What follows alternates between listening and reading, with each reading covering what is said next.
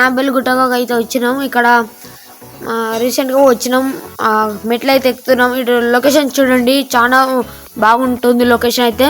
ఫుల్గా లొకేషన్ అయితే చూపిస్తాను. అలాగే నేను ఒక మొక్కుకున్నాను, అందుకే నాంపల్లి గుట్ట వెళ్ళడం జరిగింది. ఇక్కడ ఏ మొక్కులు మొక్కినా తీరుతాయని నా నమ్మకం.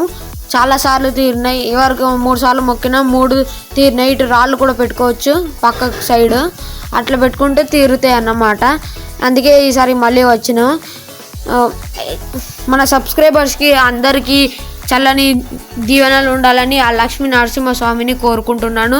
ఎవరైతే లైక్ చేయలేదు ఇంకా లైక్ చేయండి. మీకైతే నడవాలి. మధ్యలో నేను ఆగకుండా నడుస్తున్నాను అన్నమాట.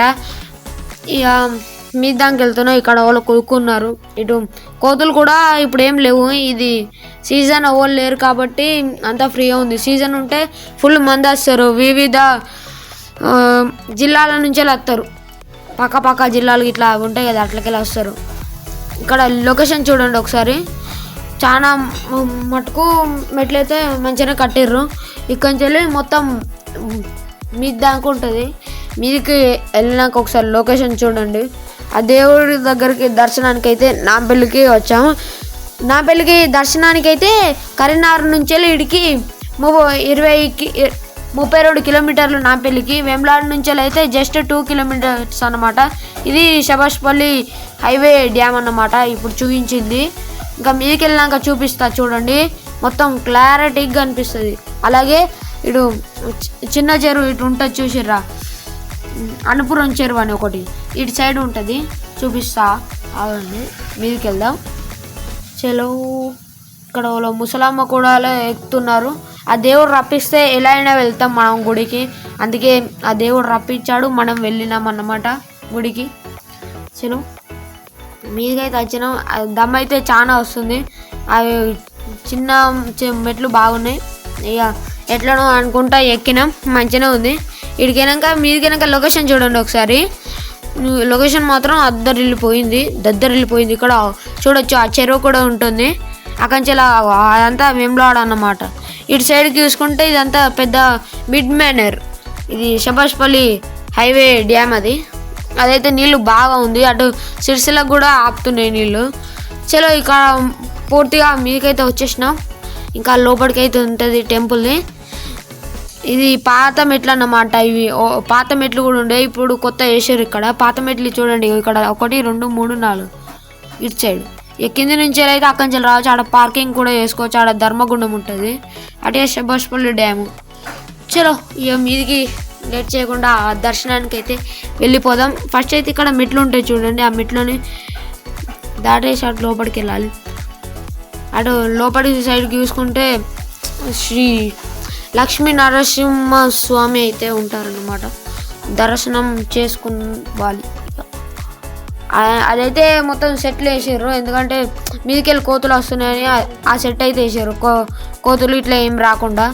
ఇక్కడ దర్శనం అయితే కూడా స్టార్ట్ చేద్దాం. ఇక మనం మొక్కుకొని అక్కడ చూడండి ఒకసారి వ్యూ ఎలా ఉందో. సూపర్ కదా, బ్యూటిఫుల్గా.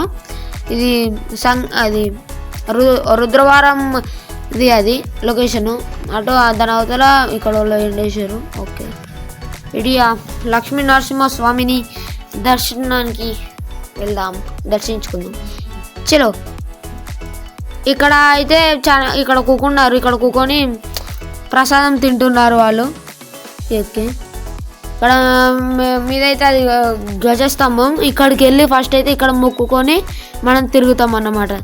ఇది తిరుగుతున్న అంతలోనే మేము మర్చిపోయామన్నమాట. ఒక ఆమెకు చెప్పులు ఉన్నాయి. ఆమెకు ఎంత తర్వాత గుర్తుకొచ్చి ఆమె చెప్పులు ఇప్పడం జరిగింది. క్షమించండి ఏమైనా పొరపాటు ఉంటే. ఇక్కడ వీడియో అయితే ఇక రికార్డు ఆఫ్ చేయడం జరిగింది. ఎందుకంటే అక్కడ ముంగడికి వస్తే కోతులు ఉన్నాయి. ఇక అందుకే వీడియో ఆఫ్ చేసా. సబ్స్క్రైబ్ కొట్టండి ఫ్రెండ్స్, సబ్స్క్రైబ్. అలాగే పక్కనున్న గుడి శ్రీ వెంకటేశ్వర స్వామి ఆలయానికి అయితే వచ్చాము. ఇది చాలా పురాతనమైన టెంపుల్ అని విన్నాను. ఇలా మొత్తం అంటే వెనకటి కాలము 150 సంవత్సరాల కింద కట్టినారని ఇక్కడ ఉన్న వాళ్ళు చెప్తున్నారు. ఈ టెంపుల్ చూస్తే లోపల ఉన్నాయి చూపిస్తాను.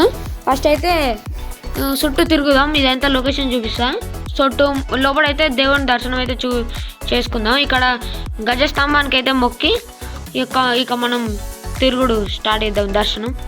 చలో, అందరికీ ఈ దేవుని ఆశీస్సులు మీకు ఉండాలని కోరుతున్నాను. మీ సపోర్ట్గా ఈ వీడియోకి జస్ట్ సబ్స్క్రైబ్ చేయండి చాలు.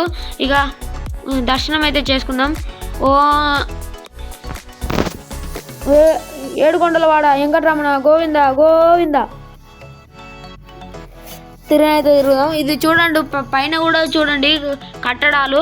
ఇది 150 సంవత్సరాల కిందిదని ఎలా నిర్మిస్తానో చూడండి. ఇప్పుడు లోపల ఆ రాళ్ళు కానీ ఇట్లా ఉంటాయి చూసిర్రా, స్తంభాలోలే. ఇప్పుడు గుడింట్లో ఉండేటోళ్ళు తెలుసు ఇవి.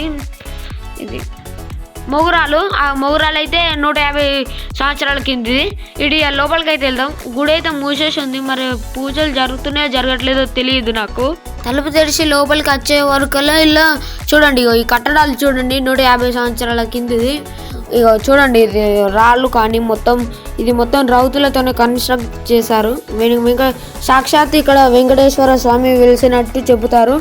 ఇక్కడైతే చూడండి మొత్తం ఆ కట్టడాలు మాత్రం 150 సంవత్సరాల కిందట, అంటే బ్రిటిష్ గవర్నమెంట్ రాకముందు కన్నా ఇంకా వెనకట కట్టిర్రని చెప్తూ ఉన్నారు. మరి వెంకటేశ్వర స్వామి ఆలయం ఇది. ఇక్కడైతే బొట్టు అయితే పెట్టుకుందాం. అంతకి దేవుని చూద్దాం. వెంకటేశ్వర స్వామి ఆలయం. ఈ ఆలయం అయితే చాలా పురాతనమైనది. ఇది దేవుంది ఉయ్యాల. ఇక్కడ చూడండి దేవుణ్ణి ఊరేగించేది. ఇటు ఇది ఏదో రూమ్ తాళం వేసి ఉంది. ఇటు అయితే ఇక నేను బొట్టు పెట్టుకుంటున్నాను. బొట్టు పెట్టుకొని ఇక చూపిస్తా చూడండి దేవుణ్ణి క్లియర్గా. ఇక్కడ ఇది డప్పు మేళ అంటే ఊరేగింపు. ఇవాళ వీడియో నచ్చితే లైక్ చేయండి, సబ్స్క్రైబ్ చేయండి, నెక్స్ట్ ఏ టైంలో కామెంట్ చేయండి.